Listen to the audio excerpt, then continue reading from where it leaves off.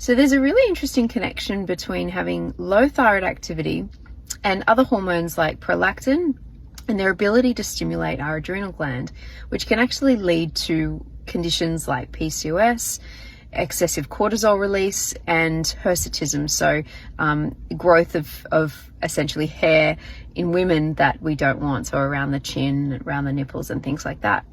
So let me explain how this works. So when your body is producing too little thyroid hormones, this will go back up to the brain, and the brain will get the signal to release out something called TRH. Now, TRH is what is going to tell our pituitary gland to release out TSH. And I'm sure you've heard about TSH or seen it on your own blood test when you get your thyroid function tested. TSH is a really great marker that helps us to see how much thyroid activity we have, because it's the TSH that actually tells our thyroid gland, let's make more thyroid hormone and let's release out more thyroid hormones.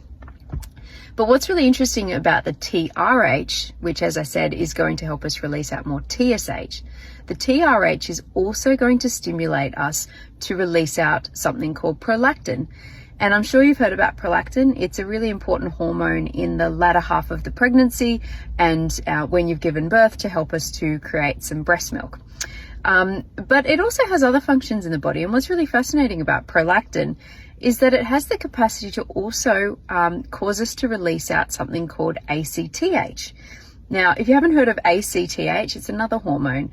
ACTH is really important for helping us to release out cortisol. So essentially, ACTH will go to the adrenal gland, and it will tell the adrenal gland to start releasing out things like cortisol, start producing cortisol so it can release it out.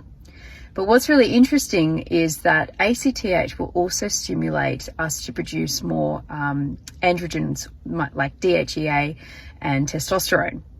Now, as I'm sure you already know, PCOS is a problem of having too high androgens, and essentially you can't convert those androgens properly into estrogen, and so therefore you can't release the egg out each month. You don't ovulate properly. So isn't this an interesting link? So by being low thyroid, you're actually releasing out more of something called prolactin, and then that prolactin has the capacity to make us release out more ACTH.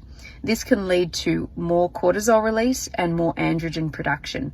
So as I said at the start, this can make both males and females have symptoms, but certainly it's more obvious in females. You can end up with growth of hair in places that you really don't want, around the nipples, around here, and of course things like PCOS. And it can certainly raise your cortisol levels as well, which is really, really interesting. So you might even notice that you're breaking down tissue like muscle and fat around your arms and legs, but actually you're starting to hold and carry a little bit more weight around your midsection.